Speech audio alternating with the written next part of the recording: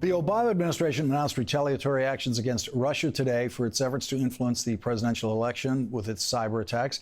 The White House announced sanctions against Russia's 2 leading intelligence services and 3 companies that allegedly supported Russian cyber attacks. 4 top officers at the Russian military intelligence unit, GRU, were also personally sanctioned. The State Department announced it was expelling 35 Russian intelligence operatives from the United States, ordering them to leave the United States within 72 hours, and closing 2 Russian-owned diplomatic facilities in the United States that it said were used for Russian intelligence activities. On a call today with reporters, the Obama administration also said covert actions were being taken against Russia. According to the New York Times, taken together, the actions amount to the strongest American response ever taken to a state-sponsored cyber attack aimed at the United States. A spokesperson for Russia's foreign ministry said in a Facebook post that Russia will retaliate, quote, official statements, countermeasures, and lots of other things will follow tomorrow. President Obama said this about today's actions. All Americans should be alarmed by Russia's actions. In October, my administration publicized our assessment that Russia took actions intended to interfere with the U.S. election process. These data theft and disclosure activities could only have been directed by the highest levels of the Russian government. Moreover, our diplomats have experienced an unacceptable level of harassment in Moscow by Russian security services and police over the last year. Such activities have consequences. Donald Trump released this statement today. It's time for our country to move on to bigger and better things. Nevertheless, in the interest of our country and its great people, I will meet with leaders of the intelligence community next week in order to be updated on the facts of this situation. So Donald Trump doesn't seem to think this is a big deal. We should just move on from it. But he's willing to find some time to discuss it next week with intelligence officials. This is the same Donald Trump who had time yesterday to hang with Don King instead of talking to intelligence officials about a cyber attack by Russia on the United States. We don't yet know exactly how Donald Trump will spend his day tomorrow instead of meeting with intelligence officials about Russian cyber attacks on the United States. We will have to wait and see how much time Donald Trump spends tomorrow with the likes of Don King. Last night, when he was asked about the sanctions for Russian cyber attacks, Donald Trump said this. I think we ought to get on with our lives. I think that computers have complicated lives very greatly. The whole age of computer has made it where nobody knows exactly what's going on. We have speed, we have a lot of other things, but I'm not sure you have the kind of security that you need.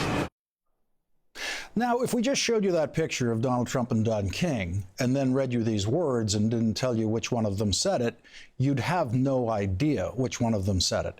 I think that computers have complicated lives very greatly. The whole age of computer has made it where nobody knows exactly what is going on. Don King or Donald Trump? Well, you know because you just saw Donald Trump say it. A senior intelligence official tells NBC News that the Trump camp was fully briefed beforehand on today's action and agreed to be briefed next week on the sensitive elements of the cyber election review.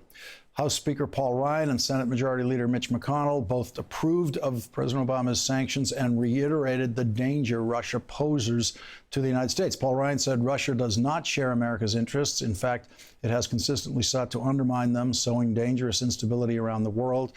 While today's action by the administration is overdue, it is an appropriate way to end 8 years of failed policy with Russia. And Mitch McConnell said, the Russians are not our friends. Sanctions against the Russian intelligence services are a good initial step, however late in coming. As the next Congress reviews Russian actions against networks associated with the U.S. election, we must also work to ensure that any attack against the United States is met with an overwhelming response. Joining us now, Steve Clemons, editor-at-large at The Atlantic and an MSNBC contributor. Also with us, David Frum, senior editor for The Atlantic, and Richard Nephew, former principal deputy coordinator for sanctions policy at the State Department. He's currently a senior fellow at the Brookings Institution and a program director at Columbia University's Center on Global Energy Policy. Mr. Nephew, first of all, your reaction today to these sanctions and what you expect the effect of these sanctions to be. Well, I think these are sanctions that are long overdue, and I think that they will serve to demonstrate to the Russian government that there are consequences to these kinds of activities and these kinds of behaviors. They won't bring down the Russian economy. They won't collapse the Russian economy overnight. They're intended more for political and diplomatic demonstration effect, and also as fair warning to other governments and other elections that are coming that Russian interference is a very likely risk. So I think from that perspective, they serve the purpose that they were intended to serve today. Steve Clemons, what about the targeting of sanctions against individuals? Well, we did this after the invasion of Ukraine and the cutting off of Crimea. We didn't go after Russian sectors or the Russian government. We went after cronies and institutions that are around Putin, many of whom had been involved in the Sochi Olympics. So this is something we'd done before. In the past, the Russians have just laughed it off, and it has backfired in terms of Russian public opinion, who sort of saw it as a slight of their own government. But, you know, I think that when you go after the intelligence czars that they have, I think it sends an important message, as Richard just said. And I think that we need to look at the fact that, you know, right now, Donald Trump is being dragged somewhat kicking and screaming, looking at the names and people and institutions in Russia who have attacked the legitimacy of his own presidency, to tell you the truth. And I think it's important that we have names and identities and personalities that we can attach to this. David Frum, your reaction to the sanctions? Well, I can't imagine the Russians are too concerned about it. They've scored the goal, and now they'll serve their time in the penalty box. But the gore doesn't get unscored. The background to all of this is not what's happening in Russia; it's what's happening in the United States. The beneficiary of this hack is the next president. It seems unlikely that he's going to be very curious as to what happened or why. He will not want to delve deeper. And it is going to lead not to an international problem, but to a domestic problem. Because while the president doesn't want to delve deeper, the president-to-be, Americans should. And Chuck Schumer today issued this statement, basically a direct challenge to Donald Trump over this, saying, I hope the incoming Trump administration, which has been far too close to Russia throughout the campaign and transition, won't think for 1 second about weakening these new sanctions or our existing regime. Both parties ought to be united in standing up to Russian interference in our elections, to their cyber attacks, their illegal annexation of Crimea, and other extra-legal interventions. Richard Nephew, if Donald Trump does want to weaken these sanctions, he presumably could do that without any public notice. Yeah, absolutely. You know, the structure of these sanctions is that they're executive. They were issued under executive order by President Obama. They can be overturned by executive order by Donald Trump. But I think, as David was just speaking to, that the real issue here is domestic, and the fact that Congress also can have a say here. And we've seen in the past that legislatures and executive branch officials just simply disagree about sanctions on a whole host of targets, whether Russia or Iran.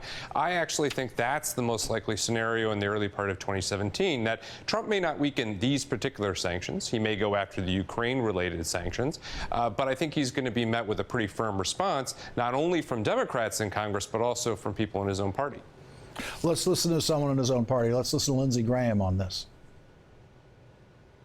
If we don't push back against Putin, Iran and China, they could hack into our systems. Today it's Democrats. Tomorrow it could be Republicans with the Iranians and the Chinese. Trump says he's going to be tough with Iran and China. He needs to be. Well, we need to show any nation what happens to them if they try to interfere in our democratic process.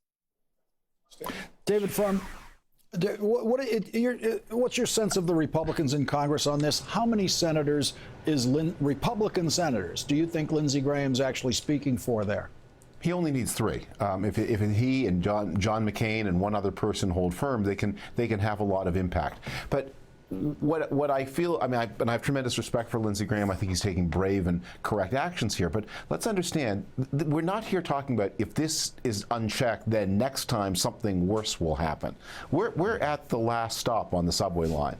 What has actually happened is the most aggressive, unfriendly foreign power in the world, Russia, the one with which America's interests conflict the most, even more than China, has already interfered in an American election in order to install or help to install a candidate who's very friendly to Russian geopolitical interests. I don't know what worse thing there is that the Iranians could do or the Chinese could do. We're here. We face the problem now.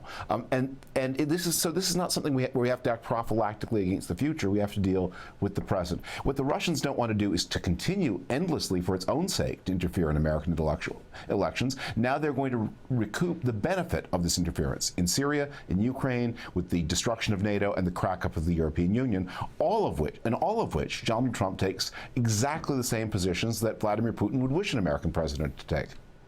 And Steve, when you listen to what David just had to say about it, you can imagine the Russian calculation being whatever the price is we might have to pay for this. When we get caught, it's worth it. We're going to have the president we want. Well, I think there are two pieces to it, and David's my colleague. I disagree with him that we're at the end of the subway line. We're at the beginning of a convulsive, sort of dark period in American history. People will not allow this to stand. You know, Donald Trump's failure to come out and condemn the Russians, though he won the election, but his failure to condemn the Russians for what they have done throws into doubt his legitimacy as a leader. That's going to be chewed up by the Congress. You know, the second piece of this is we're talking about cyber war. And as Malcolm Nance said, this is a state of war. We are going to most likely retaliate against the Russians covertly, as well as what we've just done publicly. And this is an area where there are no rules, there are no norms. It's not like the nuclear weapons where you had mutual assured destruction and deterrence. This is something that is an entirely new arena for whacking at each other, and that is now out of the bag and very hard to put back. So we're at the beginning of a new track. So I'll just add that to David. Richard Nephew, Russia has promised retaliation for the sanctions. What retaliation would you expect? Well, I think at a minimum, they'll probably go after some of our diplomats as well. I expect that they will seek to expel probably 35 American diplomats and accuse them of being intelligence officials. They may seek to restrict U.S. access to facilities in Russia, whether they're consulates or other facilities. So I think they'll be proportional in that regard. In terms of sanctions, I expect them to attempt to restrict access from the United States to Russian markets. They've done that with respect to Turkey after the shootdown of the jet fighter this spring. They've done that with respect to the European Union. The problem for the Russians, they don't have a whole lot of opportunity here unless they go after something really big like banks. Richard Nephew, David Frum, Steve Clemons, thank you all for joining us tonight. Appreciate it. Thank you.